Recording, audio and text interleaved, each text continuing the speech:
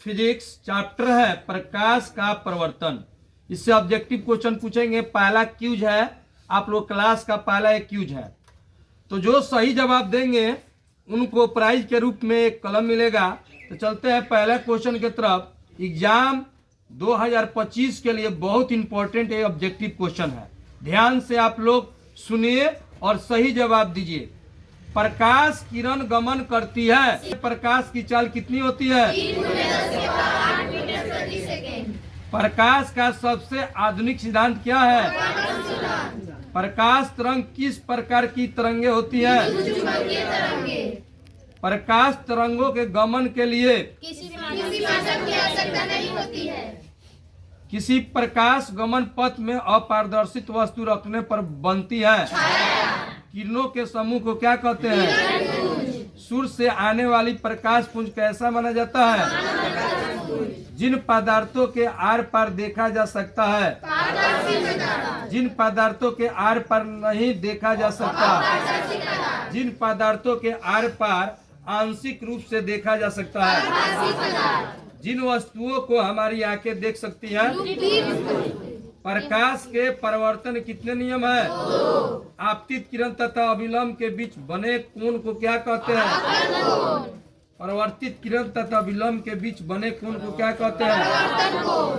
आपतन कोण हमेशा किस कोण के बराबर होता है? हमें वस्तुओं को देखने योग्य कौन बनाता है? प्रकाश का किरणों से टकरा कर होने घटना को क्या कहते हैं? कौन दर्पण हमेशा भासी सीधा तथा बराबर प्रतिबिंब बनाता है? कौन दर्पण पश्चिम विस्थापन प्रदर्शित करता है? समतल दर्पण की वक्रता त्रिज्या कितनी होती है?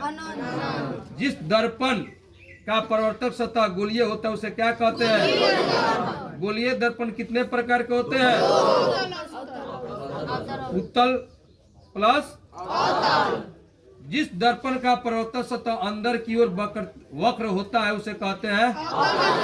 जिस दर्पण का परावर्तक सतह बाहर की ओर वक्र होता है? गोलीय दर्पण के वृत्ताकार सीमा रेखा को व्यास को क्या कहते हैं? गोलीय दर्पण के केंद्र को क्या कहते हैं? गोलीय दर्पण के ध्रुव और वक्रता केंद्र को मिलाने वाली रेखा को क्या कहते हैं? मुख्य रूप पर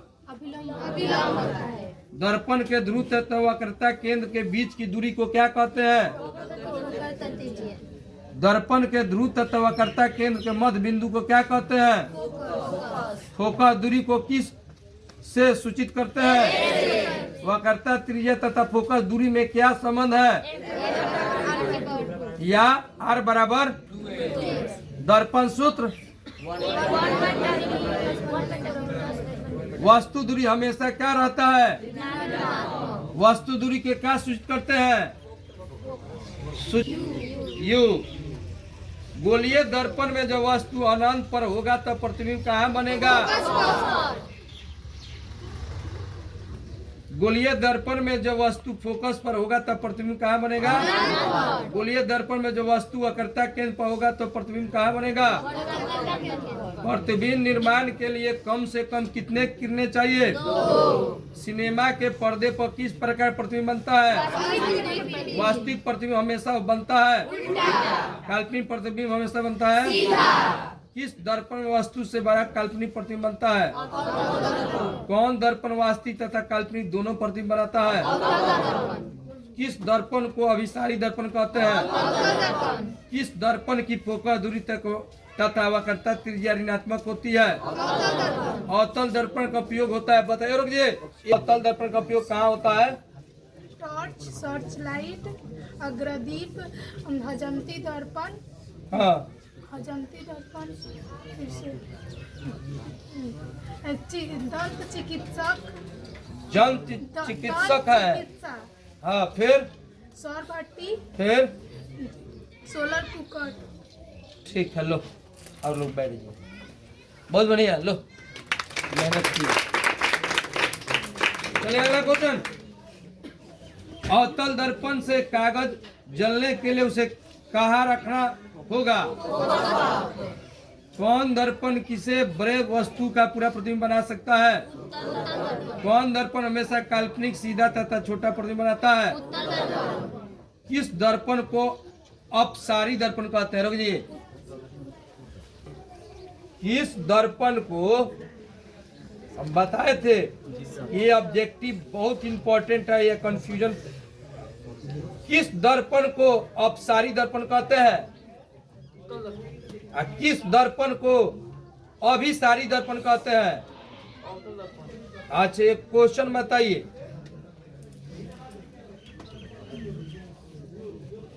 के अनुपात को क्या कहते हैं? बताइए तो।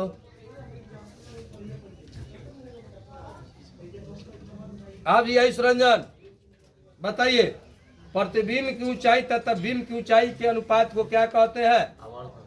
आवर्धन। ठीक, बैठिए सर। अर्थ क्या है? धनात्मक आवर्धन का अर्थ क्या है? हाँ बताइए आप जी। और कोई बताएंगे? इसका सही उत्तर था क्या बोले हैं? गलत।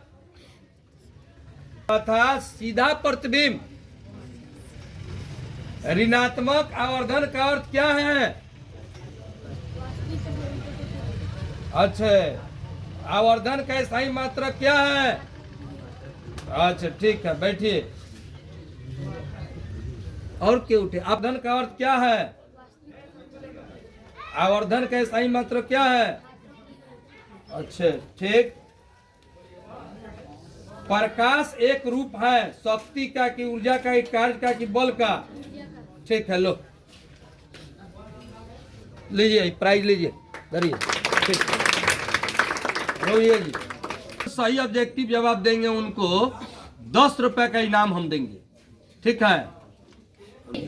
किसी समतल दर्पण में लेटर पी को देखने पर कौन वह कैसा मालूम पड़ता है?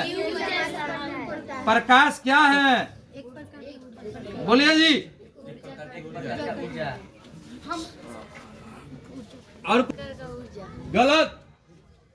प्रकाश एक प्रकार की ऊर्जा है, लेकिन इसमें ऑप्शन है कणों, आंखों को प्रभावित करने वाली ऊर्जा। आंखों को प्रभावित करने वाली ऊर्जा। हाँ ठीक है, बैठिए। समतल दर्पण द्वारा बना प्रतिबिंब सदा क्या होता है? बोलिए।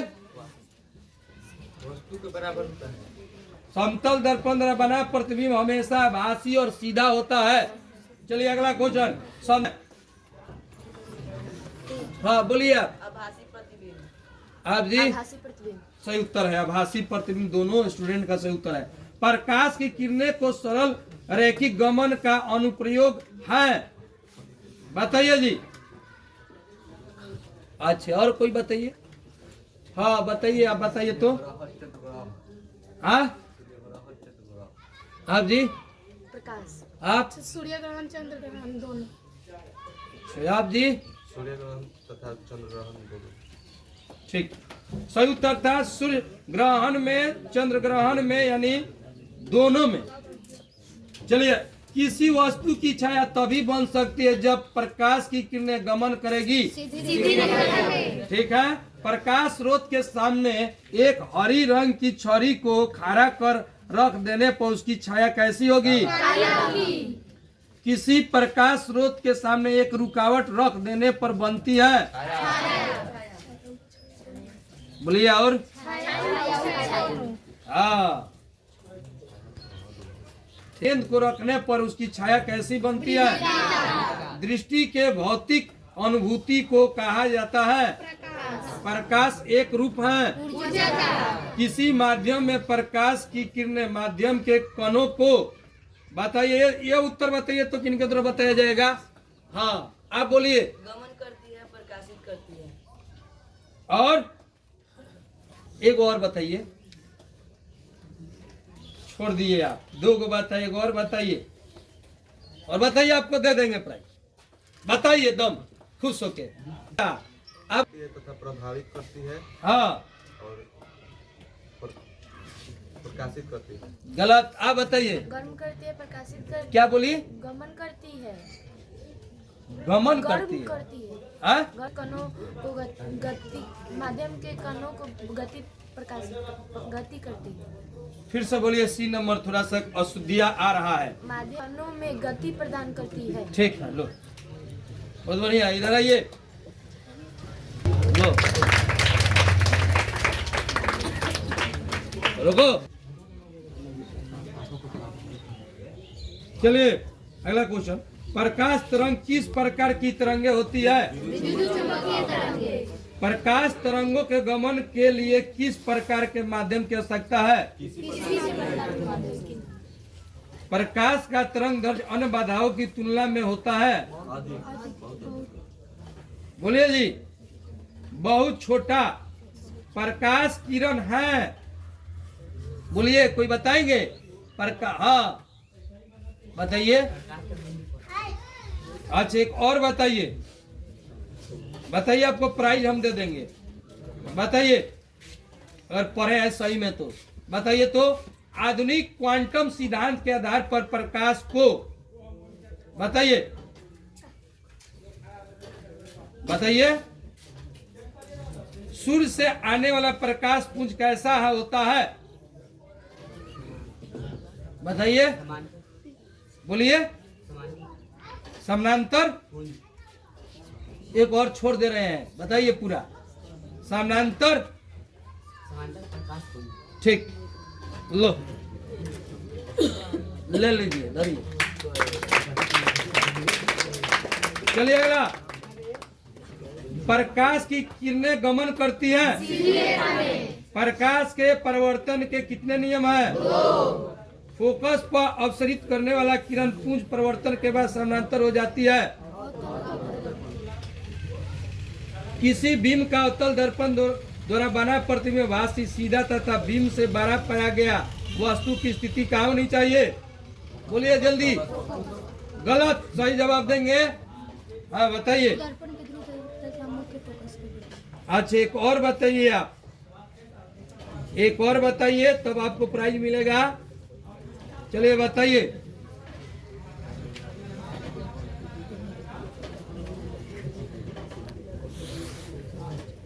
बोलिए, लेंस दोनों की फोकस दूरी -15 सेंटीमीटर है, दर्पण तथा लेंस संभवतः है। बताइए बताइए। गलत, बैठ जाइए। बताइए जी, कोई आंसर किनके द्वारा बताया जाएगा? इनका किसी गोलीय दर्पण तथा किसी पतले गोलीय लेंस दोनों की फोकस दूरी -15 सेंटीमीटर है, दर्पण तथा लेंस संभवतः है। इसका सही उत्तर था, इसका सही उत्तर था दोनों अवतल को दर्पण का कहा जाता है। अवतल दर्पण के प्रकरण में किसी वो अवास्तविक और उल्टे प्रतिबिंब के लिए आवर्धन होता है ऋणात्मक। अवतल दर्पण में भासी और सीधा प्रतिबिंब के लिए आवर्धन होता है नहीं। कार्तीय चिन्ह परिपाटी के अनुसार दर्पण के सामने रखे गए बीम दूरी ली जाती है। बोलिए। बहुत बढ़िया। एक और उत्तर बताइए, आपको प्राइज मिल जाएगा। बताइए।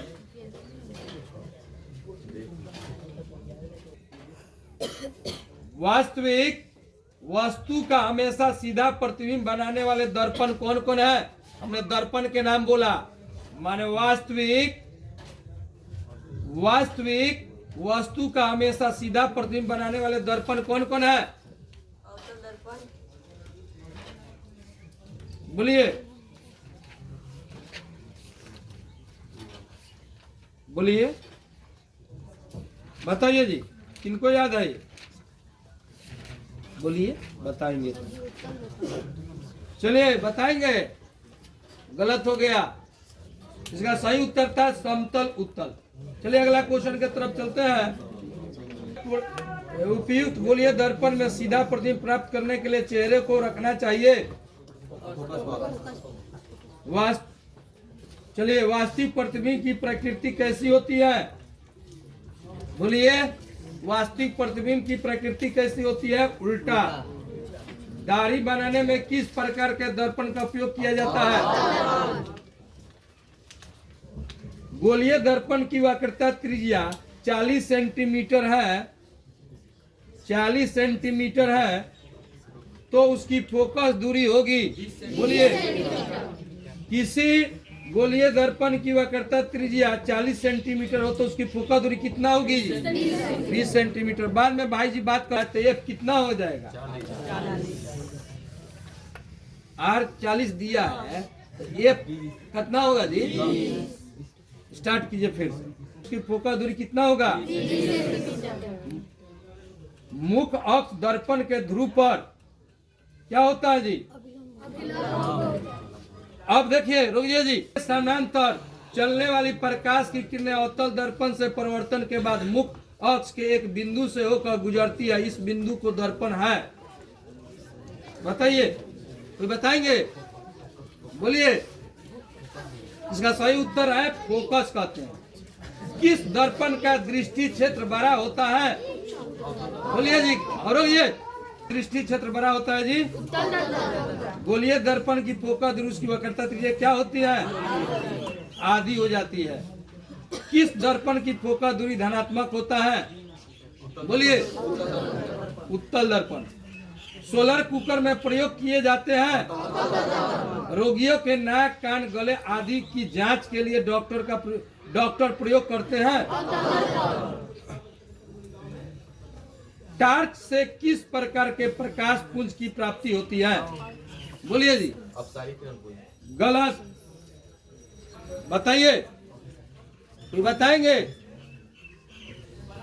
संश्रित प्रकाश पुंज। ठीक। संश्रित प्रकाश पुंज सही उत्तर है इनका। एक और जवाब दे दीजिए, आपको इनाम 10 रुपया मिल जाएगा। बताइए। दर्पण के सामने वस्तु को कहाँ रखा जाए ताकि प्रतिबिंब उल्टा, वास्तविक और समान आकार का बने? बोलिए। आजा ले लीजिए इनाम। बोलिए। मूल बिंदु पर। फेल। फेल हो गई। इसका आंसर क्या होगा जी? कौन बताएगा? बताइए। अवतल दर्पण के सामने वस्तु को कहाँ रखा जाए ताकि प्रतिबिंब उल्टा, वास्तविक और समान आकार का बने? बोलिए। बोलिए। इसका सही उत्तर था वक्रता केंद्र पर। चलिए अगला क्वेश्चन। दर्पण के सामने किसी भी दूरी पर स्थित वस्तु का प्रतिबिंब सीधा प्रतीत होता है तो वह दर्पण है? बोलिए। केवल समतल दर्पण। किसी कार का अग्रदीप में प्रयुक्त दर्पण निम्नलिखित में कौन सा होगा? दर्पण सूत्र। समतल दर्पण की फोकस दूरी होती है। अवतल दर्पण के सामने वस्तु को कहाँ रखा जाए ताकि प्रतिबिंब उल्टा, वास्तविक और समान आकार का बने? अभी बोले थे। अंतिम क्वेश्चन। फोकस दूरी प्लस 20 सेंटीमीटर है तो यह गोलीय दर्पण कैसा है? बताइए। उत्तल। उत्तल में क्या होता है? कौन कौन प्लस होता है? बताइए। उत्तल में कौन कौन प्लस होता है? रोइए। कौन कौन प्लस होता है ये बताइए तो आप। सब प्लस होता है। एक जो मूल बिंदु। कौन माइनस होता है? फोकस दूरी वाला माइनस होता है। फेल हो गया। कौन एगो माइनस होता है? मौका दिए